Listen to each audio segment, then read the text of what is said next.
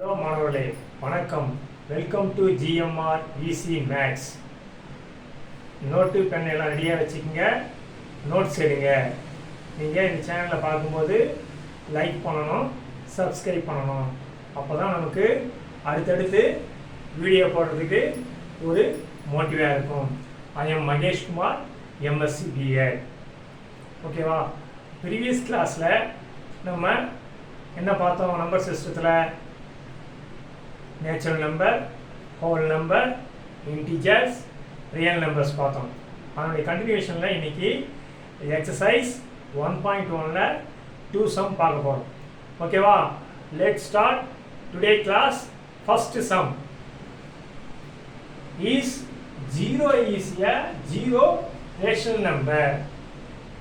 Can you write in the form P by Q, where P and Q are integer and Q not equal to 0 கேக்குறாங்க. Is 0 rational number? 0 ஒரு rational number? Yes, 0 is a rational number. 0 is a rational number. Rational number ஓட form என்ன? P by Q, Q not equal to 0. இந்த ஃபார்ம்ல இருந்தா தான் அது rational number. அப்ப 0 என்பது rational number? Yes. 0 எப்படி எழுதலாம்? 0 வந்து 0 by 1 ன்னு எழுதலாமா? 0வை 0 by 1 ன்னு எழுதினாலும் அது எதுக்கு ஈக்குவல்? 0வுக்கு ஈக்குவல் தான். அப்போ இந்த ஃபார்மை வந்து நம்ம என்ன எழுதலாம்? 0 by 1 நம்ம எழுதலாம். ஓகேவா? அப்போ ஆன்சர் என்ன வரும்? Yes, 0 is a yes 0 is a என்னது? 0 is a rational number.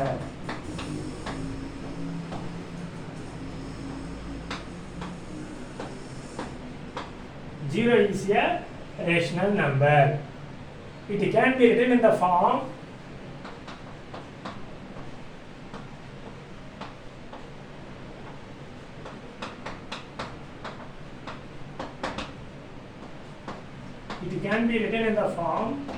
P by Q.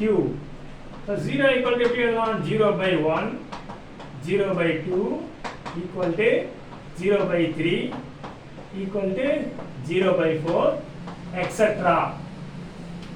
ஓகேவா? எல்லாமே 0க்கு ஈக்குவல் தான். அப்போ 0 ஒரு ரேஷனல் நம்பர். ரேஷனல் நம்பரோட form P by Q. Q வந்து நாட் ஈக்குவல் டு 0. அப்போ 0 நம்ம என்ன மாதிரி எழுதலாம்? 0 by 1 எழுதினாலும் 0 தான், 0 by 2 எழுதினாலும் 0 தான், 0 by 3 எழுதினாலும் 0 தான். சார் என்ன சார் பாசிட்டிவ் இன்டிஜர் மட்டும் தான் எழுதணும், நெகட்டிவ் இன்டிஜர் எழுதலாம். 0 by -1 0.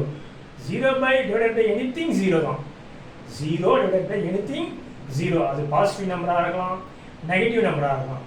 இன்டிஜர்னா என்னன்னு தெரியும். கொஸ்டின் கேட்குறாங்கன்னா இன்டிஜர்னா என்ன, ரேஷனல் நம்பர்னா நமக்கு எல்லாம் தெரியும். ரேஷனல் நம்பர் இந்த ஃபார்ம் P by Q ஃபார்மில் இருந்தால் ரேஷனல் நம்பர். இன்டிஜர்னா எப்படி இருக்கணும்? இன்டிஜர்னா எப்படி இருக்கணும்? நெகட்டிவ் நம்பர், 0, பாசிட்டிவ் நம்பர், இது இருந்தால் தான் இன்டிஜர். அப்போ ரேஷனல் நம்பர் என்பது P by Q ஃபார்மில் எழுதணும். இப்போ 0 நம்ம எப்படி எழுதலாம்? P by Q ஃபார்ம்ல 0 by 1 0 by 1 ன்னு எழுதனா அது என்னது? Rational number form. அப்போ இது என்னது? 0 ஒரு ரேஷனல் நம்பர் கேட்டா yes, 0 is a rational number. It can be written in the form P by Q. P by Q ஃபார்ம்ல நம்ம இந்த மாதிரி எழுதலாம். அப்போ ஃபர்ஸ்ட் क्वेश्चनக்கான ஆன்சர் இதுதான். ஓகேவா? நெக்ஸ்ட் சம்முக்கு போலாம்.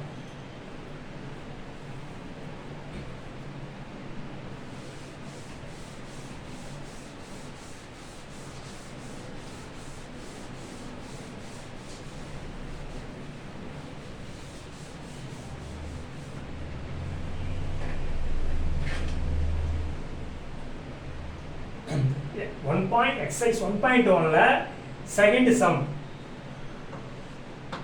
Find a 6 rational number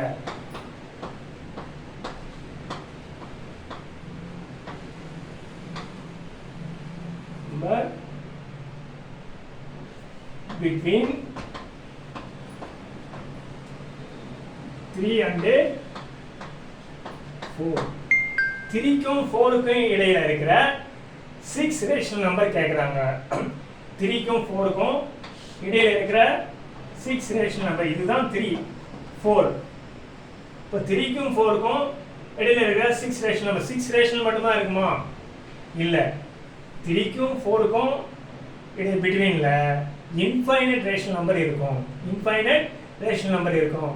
நமக்கு தேவை 6 ரேஷனல் நம்பர் மட்டும்தான். அதை மட்டும் நம்ம இப்போ இப்படி எழுதுறத பார்க்கலாம்.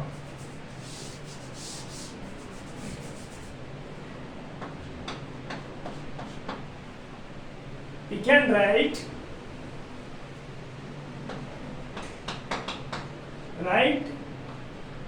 3 and 4 with the same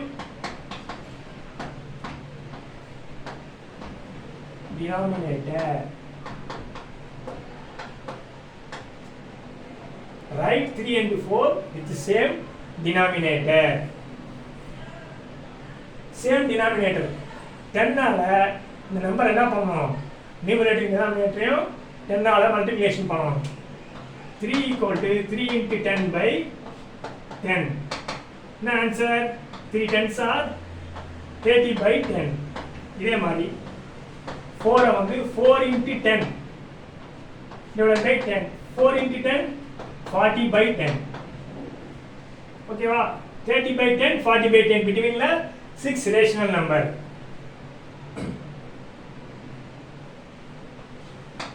Therefore 6 rational number. 6 rational number between 3 and 4 are. என்ன ரேஷனல் நம்பர் இருக்கு? 6 ரேஷனல் நம்பர் சொல்லுங்க பார்க்கலாம். 30 by 10. அடுத்த number 31 by 10, 32 by 10, 33 by 10, 34 by 10, 35 by 10, 36 by 10. 1 2 3 4 5 6. 6 rational number எழுதிட்டோமா? 6 rational number between 3 and 4 are. இதுதான் வந்து 6 rational number. ஓகேவா?